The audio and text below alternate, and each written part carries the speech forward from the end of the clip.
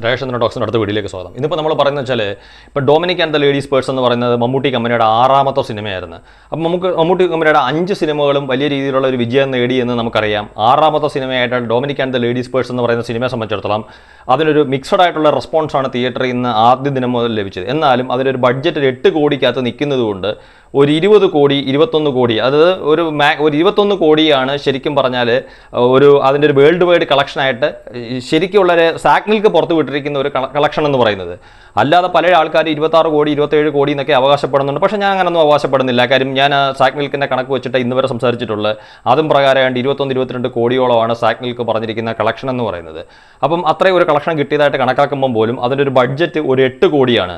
അപ്പോൾ ഈ ഒരു കണക്ക് ഇതിനകത്ത് പ്രേക്ഷകരെ സംബന്ധിച്ചിടത്തോളം അവർക്കൊരു സംശയം വരാൻ വേണ്ടിയിട്ട്, അല്ലെങ്കിൽ Dominic and the ladies purse എന്ന് പറയുന്ന സിനിമ മമ്മൂട്ടി കമ്പനിയുടെ കഴിഞ്ഞ 5 സിനിമയും അപ്പോലെയും വിജയിച്ചില്ല എന്ന് മമ്മൂക്ക ഹേറ്റേഴ്സിനെ ആഘോഷിച്ചുകൊണ്ട് നടക്കാൻ വേണ്ടിയിട്ട് കഴിഞ്ഞ കുറേ ദിവസങ്ങൾക്ക് മുമ്പ് ഒരു അവസരം ഉണ്ടായി.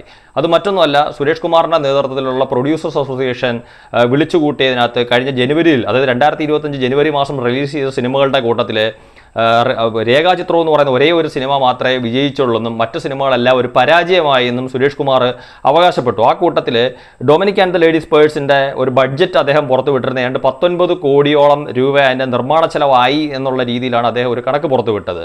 പക്ഷേ ഇന്നലെ വാർത്താമാധ്യമങ്ങളെ കണ്ട ലിസ്റ്റിൽ സ്റ്റീഫൻ, പ്രത്യേകിച്ച് മാധ്യമപ്രവർത്തകനായ അലി, വളരെ വ്യക്തമായിട്ട് അദ്ദേഹത്തിനെ ഞാൻ പ്രത്യേകിച്ച് അഭിനന്ദിക്കുകയാണ്. കാര്യം അദ്ദേഹം ചോദിക്കേണ്ടുന്ന ചോദ്യങ്ങൾ സുരേഷ് കുമാറിനോട് ചോദിക്കുക. കാര്യം നമ്മൾ മുൻപൊരു അഭിമുഖത്തിൽ കണ്ടായിരുന്നു, സുരേഷ് കുമാറിനോട് മാധ്യമപ്രവർത്തകരെ ആവശ്യമില്ലാത്ത കുറേ ചോദ്യങ്ങൾ ചോദിച്ച് സുരേഷ് കുമാറിൻ്റെ കയ്യിൽ നിന്ന് ആവശ്യമില്ലാത്ത ഉത്തരങ്ങൾ നേടിക്കൊണ്ടിരിക്കുന്ന സമയത്ത് അലി ആ സമയത്ത് കൃത്യമായിട്ട് ചോദിച്ച ഒരു ചോദ്യമുണ്ട്. അപ്പോൾ ഈ 100 കോടി കിട്ടാതെ തന്നെ 100 കോടിയുടെ പോസ്റ്റർ അടിക്കുന്നത് നടന്മാരുടെ നിർബന്ധത്തിന് വഴങ്ങിയിട്ടാണോ എന്ന്. അവസാനം ബബ്ബ എന്ന് അടിച്ചെങ്കിലും സുരേഷ് കുമാറിന് അത് സമ്മതിക്കേണ്ടി വന്നു.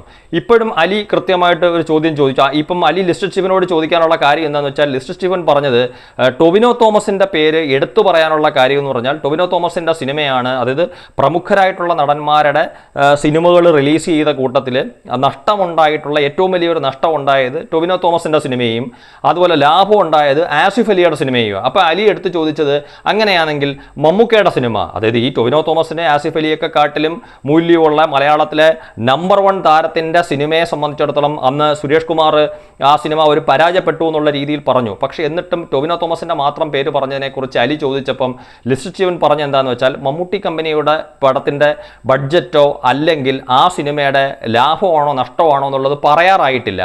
കാര്യം ആ സിനിമ തിയേറ്ററിൽ ഓടിക്കൊണ്ടിരിക്കുക. അതിനോടൊപ്പം ഒരു ജാതി ഒരു ജാതകം, വിനീത് ശ്രീനിവാസൻ്റെ സിനിമയും ബേസിൽ ജോസഫിൻ്റെ പൊന്മാനും, അപ്പോൾ ഈ 3 സിനിമകൾ തിയേറ്ററിൽ ആ സമയത്ത് പ്രദർശിപ്പിച്ചുകൊണ്ടിരിക്കുക. അപ്പോൾ ആ സിനിമയുടെ വ്യക്തമായ കണക്കുകൾ പ്രൊഡ്യൂസർ അസോസിയേഷൻ്റെ കയ്യിലില്ല എന്ന് ലിസ്റ്റ് സ്റ്റീവൻ പറഞ്ഞു കഴിഞ്ഞു.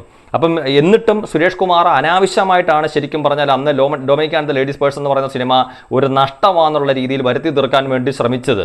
കാര്യം ഇതിപ്പം സുരേഷ് കുമാറിൻ്റെ പ്രസ്താവനയെ, അതായത് പല കാര്യങ്ങളിലും സുരേഷ് കുമാറിനോടും നിർമ്മാതാക്കളുടെ സംഘടനയോടും ലിസ്റ്റ് സ്റ്റീഫൻ ചേർന്ന് നിൽക്കുമ്പം ഈ ഒരു കാര്യത്തിനകത്ത് ലിസ്റ്റ് സ്റ്റീഫൻ വളരെ വ്യക്തമായിട്ടാണ് അദ്ദേഹത്തിൻ്റെ നിലപാട് അല്ലെങ്കിൽ അദ്ദേഹത്തിൻ്റെ ഒരു ഉത്തരം പറഞ്ഞിരുന്നത്.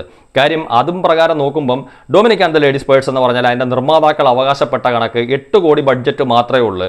കാര്യം ഒരു ഇപ്പം പ്രത്യേകിച്ച് മമ്മൂട്ടി കമ്പനിയുടെ ഭാഗത്തുനിന്ന് നിർമ്മാതാക്കളുടെ സംഘടനയ്ക്ക് യാതൊരുവിധ അറിവും കൊടുത്തിട്ടില്ല അവരുടെ സിനിമയ്ക്ക് 19 കോടി ബഡ്ജറ്റായെന്ന്. പിന്നെ അതിൽ 19 കോടി ബഡ്ജറ്റായെന്ന് സുരേഷ് കുമാറിന് എവിടെ നിന്നാണ് കണക്ക് കിട്ടുന്നത്? കാര്യം ഞാനത് സ്വകാര്യമായിട്ട് അല്ലെങ്കിൽ വ്യക്തിപരമായിട്ട് ഞാൻ സിനിമാ മേഖലയിൽ ഞാൻ മുമ്പ് പറഞ്ഞിട്ടുണ്ട്, നമ്മുടെ ചില സുഹൃത്തുക്കളോട് അന്വേഷിക്കുന്ന സമയത്ത് മമ്മൂട്ടി കമ്പനിയുടെ ഓഫീസിൽ നിന്ന് പ്രൊഡ്യൂസേഴ്സ് അസോസിയേഷന് 19 കോടി ബഡ്ജറ്റായി എന്ന് പറഞ്ഞ് ഒന്നും കൊടുത്തിട്ടില്ല എന്നാണ് എനിക്ക് മനസ്സിലാക്കാൻ സാധിച്ചത്. അപ്പോൾ എനിക്ക് മനസ്സിലാക്കാൻ സാധിച്ചത് അതിനൊരു ആധികാരികത ഉണ്ടെന്ന് ഞാൻ വിശ്വസിക്കുന്നു. ഞാനത് വിശ്വസിക്കുന്നിടത്തോളം കാലം ഈ പറഞ്ഞ കണക്ക് 19 കോടി എന്ന് പറയുന്നത് ബഡ്ജറ്റ് അല്ല, അതിൻ്റെ 8 കോടിയാണ്. ഇനി അതല്ല, നാളെ സുരേഷ് കുമാർ പറഞ്ഞാണ് ശരി, ഞങ്ങളുടെ സിനിമയുടെ നിർമ്മാണ ചെലവ് 19 കോടിയാണെന്ന് മമ്മൂട്ടി കമ്പനി പറയുകയാണെങ്കിൽ അത് നമുക്ക് അംഗീകരിച്ചേ പറ്റത്തുള്ളൂ. കാര്യം നിർമ്മാതാവാണ് എപ്പോഴും ഒരു സിനിമയുടെ ബഡ്ജറ്റിനെ കുറിച്ച് പറയേണ്ടത്. എന്നാൽ ഒരു സിനിമയ്ക്ക് എന്ത് പൈസയാണ് തിരിച്ചു കിട്ടിയെന്നുള്ളതിനെക്കുറിച്ച് പറയാൻ വേണ്ടിയിട്ട് ആർക്കും പറ്റും. കാര്യം നിർമ്മാതാവിനും വിതരണക്കാരൻ്റെ ഒന്നും ആവശ്യമില്ല.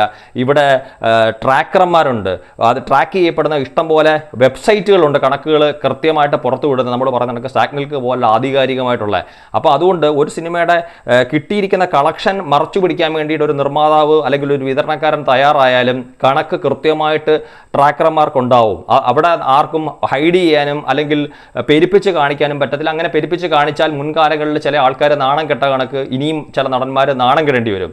പക്ഷേ ഒരു സിനിമയുടെ ബഡ്ജറ്റിനെ സംബന്ധിച്ചിടത്തോളം അത് നിർമ്മാതാവ് അറിയണമെന്നുണ്ടെങ്കിൽ, ആ സിനിമയുടെ ആ പ്രൊഡ്യൂസർ അസോസിയേഷൻ അറിയണമെന്നുണ്ടെങ്കിൽ ആ നിർമ്മാതാവ് പറയണം. അപ്പം മമ്മൂട്ടി കമ്പനിയുടെ ഓഫീസിൽ നിന്ന് അതിന് 19 കോടിയായെന്ന് നിർമ്മാതാക്കളെ അറിയിച്ചിട്ടില്ല എന്ന് പറയുന്ന ഒരു സാഹചര്യത്തിൽ അപ്പോൾ നമുക്ക് ഒരിക്കലും ഈ 19 കോടിയായി എന്ന് നമുക്ക് അംഗീകരിക്കാൻ പറ്റത്തില്ല. കാര്യം അത് മമ്മൂട്ടി കമ്പനി തന്നെയാണ് നിർമ്മാണ ചെലവ് പറയേണ്ടതെന്ന്.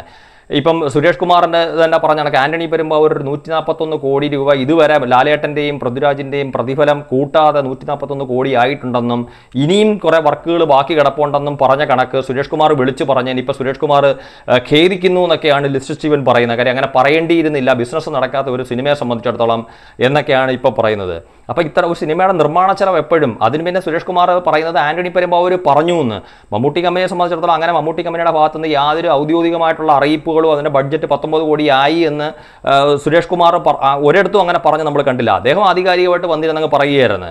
അപ്പോൾ ലിസ്റ്റ് സ്റ്റീവൻ പറഞ്ഞ് നോക്കുമ്പോഴത്തേക്ക് മമ്മൂട്ടി കമ്പനിയുടെ 5 സിനിമകളെ പോലെ തന്നെ ഡൊമിനിക് ആൻഡ് ദ ലേഡീസ് പേഴ്സും വിജയം തന്നെയാണെന്ന് മാത്രമല്ല അതൊരു സൂപ്പർ ഹിറ്റാണെന്ന് തന്നെ നമുക്കതിനെ പറയാൻ സാധിക്കും. ഇപ്പോൾ തന്നെ മമ്മൂട്ടി കമ്പനിയുടെ 7ാമത്തെ സിനിമയുടെ ടൈറ്റിൽ പോസ്റ്റർ ഇന്നലെ പുറത്തുവിട്ട് നമ്മൾ കണ്ട് കളങ്കാവൽ എന്ന് പറഞ്ഞിട്ട് മമ്മൂക്കയുടെ ആ ഒരു ഒറ്റ ലുക്ക് മതി.